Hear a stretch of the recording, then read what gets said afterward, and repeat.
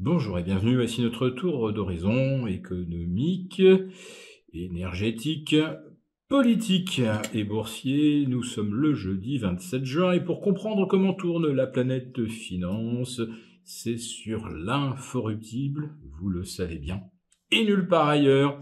Et avant d'aborder les thématiques du jour, je voudrais vous annoncer que pour protéger votre argent à l'aube des élections législatives, je vous invite à télécharger gratuitement notre rapport pour découvrir les scénarios politiques possibles, les risques économiques à venir, nos recommandations pour protéger votre épargne.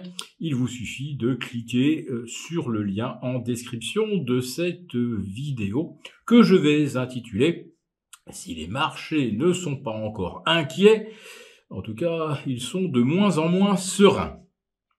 Alors, je vous parle peut-être pas du Nasdaq ou du S&P qui se maintiennent assez proches de leurs records absolus.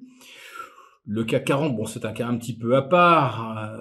Il accuse un repli de 5% par rapport à l'Eurostoxx 50, qui lui, en revanche, parvient à préserver encore le palier de soutien des 4900 points. Oui, c'est un palier important et qui marque la frontière entre un scénario de poursuite éventuelle de la hausse des marchés et de correction. Bon, en ce qui concerne le CAC 40, depuis qu'on s'est enfoncé sous les 7009 puis les 7750, on semble bien parti pour aller chercher une cible de 7120. Alors, je vous dis pas que c'est forcément ma cible, mais c'est celle de nombreux chartistes. Alors après ça, évidemment, vous retrouverez plus loin d'autres objectifs, des gaps à combler, par exemple vers 6600. Alors vous me direz, oui, ça fait loin, c'est 1000 points en dessous des niveaux actuels. Mais bon, si lundi prochain on se réveille avec très peu de chances de voir émerger une majorité des résultats du scrutin, et que la France est en quelque sorte ingouvernable, ça risque de secouer. Et ça secouera d'autant plus si on entend se multiplier les appels à résister au verdict des urnes s'il donnait la majorité à la droite, que certains considèrent comme totalement extrême, inenvisageable dans notre beau pays. En tout cas, la désobéissance civile, on ne l'avait même pas beaucoup vue sous l'occupation allemande. Mais là, pour aller défier le Rassemblement national, là, il semblerait qu'il y ait quand même pas mal de monde prêt à descendre dans la rue, déclencher des grèves générales. À quelques semaines des Jeux Olympiques, comme on dit, ça l'afficherait mal.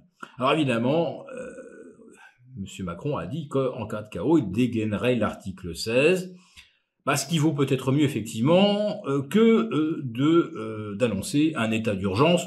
Bon, dans ces conditions, il n'y a plus un touriste qui vient aux Jeux Olympiques, et d'ailleurs pas d'athlète non plus. Iriez-vous concourir dans un pays presque à feu et à sang avec la police ou l'armée à tous les coins de rue? Évidemment, aucun Jeux Olympiques ne se serait jamais déroulé dans de telles conditions.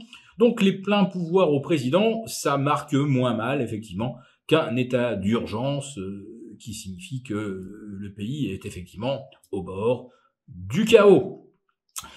Mais la France regardera peut-être ce soir avec intérêt le débat Trump-Biden. Alors là, la grande interrogation, est-ce que Joe Biden va être en mesure de répondre, de fighter avec Donald Trump? Il faut savoir que l'état-major républicain demande qu'on ait la preuve que le président américain en exercice n'est pas sous substance. Ouais, on l'aurait dopé aux amphétamines pour tenir pendant 1 heure de débat. Bon, si jamais le débat est annulé ou que au bout d'un quart d'heure, M. Biden se lève en se demandant mais où est ma cousine, là évidemment le contexte politique aux États-Unis risque de devenir très chaotique. Et Wall Street, évidemment, qui ne cherche peut-être maintenant qu'un seul prétexte pour consolider. Après une ascension de 15% depuis le 1er janvier pour le S&P, 18% pour le Nasdaq, on est à un jour de la fin du premier semestre. Bon, on va dire que le premier semestre, il est fait, et 15% ou 18%, eh ben, on s'en contenterait volontiers. Donc après ça, si ça baisse, ben, c'est pas si grave. Et puis il y a des choses donc qu'il faut surveiller, bien sûr, c'est l'évolution des marchés de taux, et ça commence à se tendre, ça s'est déjà tendu hier assez sérieusement, plus de 10 points sur le 10 ans américain, on était à plus 5 ou plus 6 sur les Bund et les OAT, donc il y a vaguement une petite inquiétude également au niveau de la gestion des dettes. Et puis le dernier point à surveiller, c'est la faiblesse du yen, qui a inscrit hier, mercredi, un nouveau plus bas historique à 160,85 contre le dollar, un niveau qu'on n'avait jamais observé depuis 1986. Voilà, donc il y a quand même beaucoup de choses qui concourent à inquiéter les marchés. Pour l'instant, on n'a pas de ruée sur les couvertures. Le VIX en témoigne, il reste très très calme, mais on se demande même si les marchés ne sont pas un peu pris comme un lièvre dans les phares d'une voiture à ne plus savoir comment réagir. Alors en ce qui concerne donc nous, nos stratégies, nos scénarios politiques, nos recommandations, vous les trouverez évidemment dans le lien en description. Et puis ici, je vous rappelle que j'ai ce petit accessoire qui rappelle qu'il faut toujours avoir un petit peu d'or sous la main et peut-être même sous forme physique. Voilà, eh bien, très bonne journée à tous et ne manquez pas le débat Trump-Biden ce soir.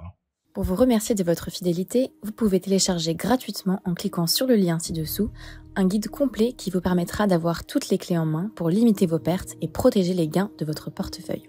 Merci et à très bientôt.